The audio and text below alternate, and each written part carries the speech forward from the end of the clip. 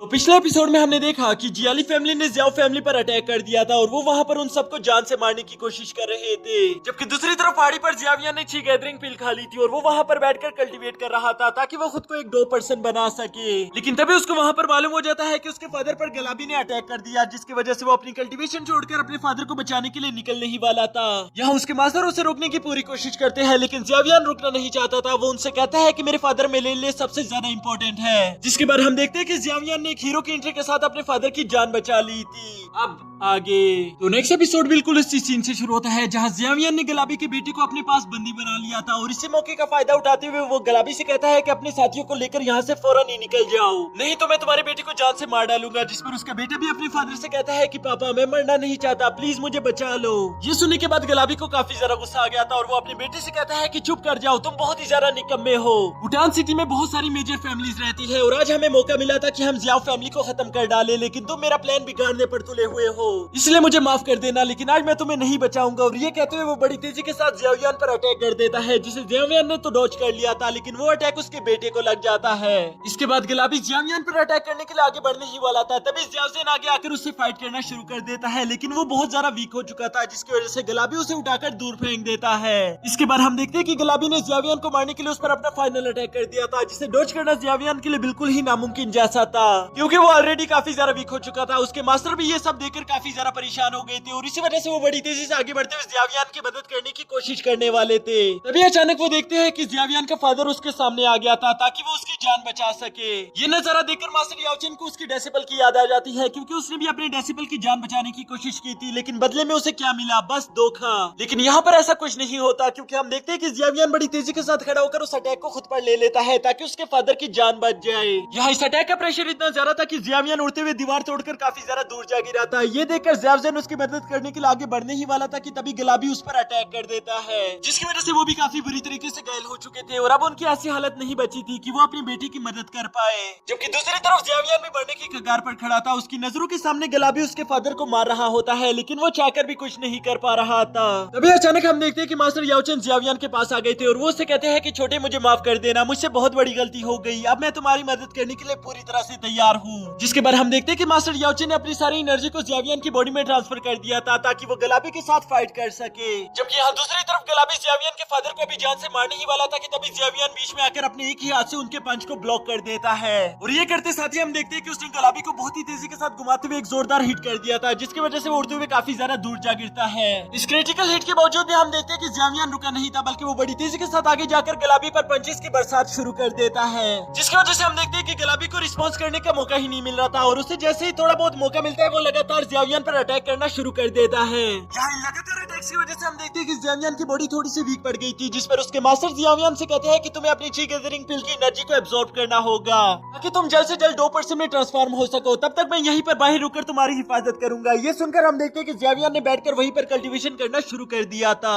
जबकि उसके मास्टर अपनी सारी एनर्जी लगाकर जियावियान के आसपास एक शील्ड क्रिएट कर देते हैं। शील्ड के होने के बावजूद भी गलाबी रुक नहीं रहा था, वो लगातार अपने अटैक्स करते हुए जियावियान की शील्ड को तोड़ने की कोशिश करता है, जबकि दूसरी तरफ जियावियान बैठकर कल्टीवेट कर रहा था और साथ ही साथ वो सोचता है कि मैं ये कर सकता हूँ, मैंने ये सब पहले भी किया था, तब तो मेरी उम्र सिर्फ 11 साल थी, अब तो मैं पहले से काफी ज्यादा बड़ा भी हो चुका हूँ, इसलिए मेरे लिए ये ज्यादा करना मुश्किल नहीं होना चाहिए। और वो ये कहते हुए अपनी ची एनर्जी को एब्जॉर्ब करने की कोशिश कर रहा था, जिसके साथ साथ उसको अपने पास्ट की सारी मेमोरीज भी याद आने लगती है। इन मेमोरीज की वजह से उसे याद आता है कि उसका मकसद क्या था और वो इतना ज्यादा स्ट्रॉन्ग क्यों होना चाहता है। इन मेमोरीज की वजह से हम देखते हैं कि वो पहले से काफी ज्यादा मोटिवेट हो गया था और वो पहले से भी ज्यादा तेजी के साथ कल्टीवेशन को जारी रख रहा था। तभी हम यहाँ बाहर देखते हैं कि गलाबी ने अपनी एक बहुत ही पावरफुल स्किल का इस्तेमाल करते हुए जियावियान की उस शील्ड को तोड़ दिया था, जिसके बाद वो बड़ी तेजी से आगे बढ़ते हुए जियावियान पर अटैक करने की कोशिश करता है, लेकिन वहाँ पर जैसे ही दुआ उठता है हम देखते हैं कि जियावियान ने बड़ी आसानी के साथ गलाबी के पंच को ब्लॉक कर दिया था और इसके बाद वो अपना 8 पोल्स बेसिक फिस्ट का इस्तेमाल करते हुए उसे एक जोरदार पंच करता है। इस जोरदार पंच की वजह से हम देखते हैं कि जियावियान ने गलाबी को हरा दिया था और इसके बाद वो बड़ी तेजी के साथ जाकर अपने फादर को होश में ले आया था,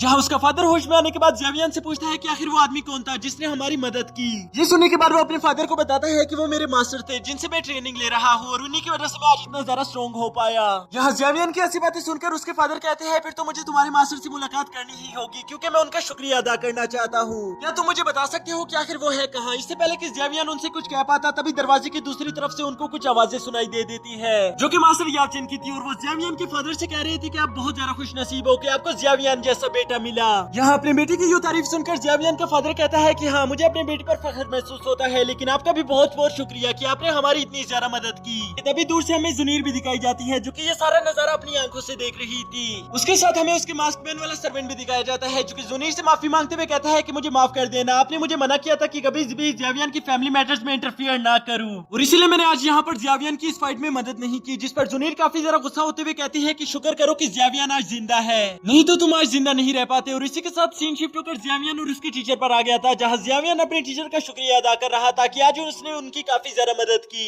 इस पर ज़ेवियन का टीचर कहता है कि मेरा शुक्रिया अदा करने की कोई जरूरत नहीं क्योंकि तुमने आज की फाइट खुद के दम पर जीती है। सोचो अगर तुमने डॉग पर्सन ना बन पाते तो क्या होता? मैं तो बस एक नॉर्मल सी सोल हूँ और इसलिए मुझ में इतनी ज्यादा पावर नहीं कि मैं लगातार कुछ घंटों तक फाइट कर सकूं। और शायद मुझे इसी बात का अफसोस है। मैं चाहता हूँ कि जल्द से जल्द मैं अपनी बॉडी को रीगेन कर लूं क्योंकि मुझे बहुत सारे ऐसे काम है जो कि मैं इस सोल के होते हुए नहीं कर सकता। ये सुनने के बाद ज़ेवियन काफी ज्यादा हैरानी के साथ अपने मास्टर से सवाल करता है तो आप रीइंकार्नेट होने का सोच रहे हैं? जिस पर उसके मास्टर जवाब देते हैं कि नहीं मैं रीइंकार्नेशन का नहीं सोच रहा बल्कि मैं एक अलग ही प्रोसेस का इस्तेमाल करते हुए खुद के लिए एक बॉडी बना देना चाहता हूँ जो कि मेरी सोल को काबू कर सके और मैं उस बॉडी का अच्छे से इस्तेमाल भी कर सकूं। जो सुनने के बाद ज़ेवियन थोड़ी देर के लिए हैरान हो गया था। इस पर उसके मास्टर कहते हैं कि इसमें हैरान होने वाली कोई बात नहीं, मैंने पहले भी तुम्हें एक स्किल के बारे में बताया था जिसकी वजह से तुम्हारी फ्लेम का कलर बदलता चला जाएगा और मैंने तुम्हें ये भी बताया था कि वो स्किल खुद को इवॉल्व कर सकती है। जो सुनने के बाद ज़ेवियन फौरन से कहता है कि हाँ आप फान स्किल के बारे में बात कर रहे हो, लेकिन साथ ही ज़ेवियन कहता है पर आपने खुद ही कहा था कि आज तक कोई भी हिस्ट्री में उस स्किल को परफॉर्म नहीं कर पाया और इस स्किल को परफॉर्म करना काफी ज्यादा डेंजरस भी है।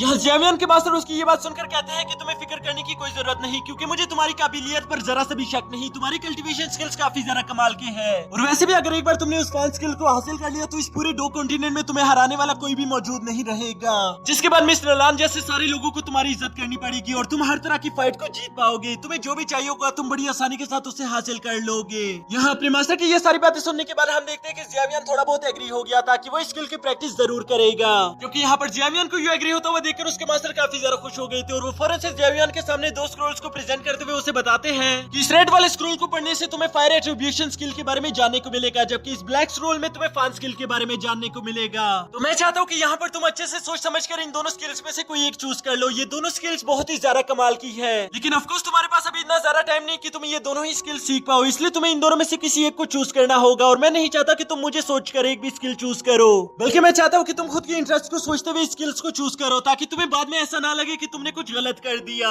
जिस पर हम देखते हैं कि ज़ेवियन ने काफी ज्यादा अच्छे से सोचते हुए इस फान स्किल को चूज कर लिया था। वो जानता था कि ये बहुत ज्यादा खतरनाक है लेकिन इसके बावजूद भी उसने उसी स्किल को चूज कर लिया क्योंकि उसे ये बात भी अच्छे से मालूम थी कि अगर एक बार उसने स्किल को सीख लिया तो पूरी दुनिया में उसे कोई भी हरा नहीं पाएगा। अब यहाँ स्किल को चूज करने के बाद हम देखते हैं कि मास्टर याओचिन उससे कहता है कि तुमने बहुत अच्छा काम किया, अब हम जल्द ही इसकी ट्रेनिंग शुरू कर देंगे लेकिन इससे पहले कि हम यहाँ से चले जाए मैं तुम्हें 1 महीने का वक्त देता हूँ ताकि तुम अपनी फैमिली के साथ आखिरी दिनों को एंजॉय कर सको। इसके बाद हमें 1 महीने की बात का सीन दिखाया जाता है जहाँ ज़ेवियन जुनीर के साथ एक लेक के किनारे खड़ा था और वो उसको बताता है कि कैसे मैं ट्रेनिंग के लिए यहाँ से बहुत दूर जा रहा हूँ। उसकी ये बात सुनकर जुनीर काफी ज्यादा इमोशनल हो गई थी और इसी वजह से वो फौरन उसके गले लग जाती है लेकिन साथ ही साथ उसको ये बात भी अच्छे से मालूम थी कि ये ज़ेवियन के लिए काफी ज्यादा इंपॉर्टेंट है तो इसलिए वो ज़ेवियन को रोकती नहीं बल्कि उसे कहती है कि अच्छे से ट्रेनिंग करना क्योंकि तुम्हें जल्द ही मिस नलान को हराना होगा। अभी हम देखते हैं कि ज़ेवियन के फादर भी उसे गुड बाय करने के लिए वहाँ पर आ चुके थे जो कि अपने बेटे को नसीहत करते हुए कहते हैं कि अपना ख्याल रखना और अपने टीचर की अच्छे से बात मानना। जो सुनते हुए ज़ेवियन अपने फादर से कहता है कि आपको मेरी फिक्र करने की कोई जरूरत नहीं बल्कि मैं चाहता हूँ कि आप यहाँ पर अपना और अपने लोगों का अच्छे से ख्याल रखो। और इसके बाद हम देखते हैं कि ज़ेवियन अपने फादर और जुनीर को गुड बाय करते हुए कहता है कि उम्मीद करता हूँ कि हमारी मुलाकात जल्द ही होगी। जिसके बाद ही हम देखते हैं कि उसने आगे की तरफ चलना शुरू कर दिया था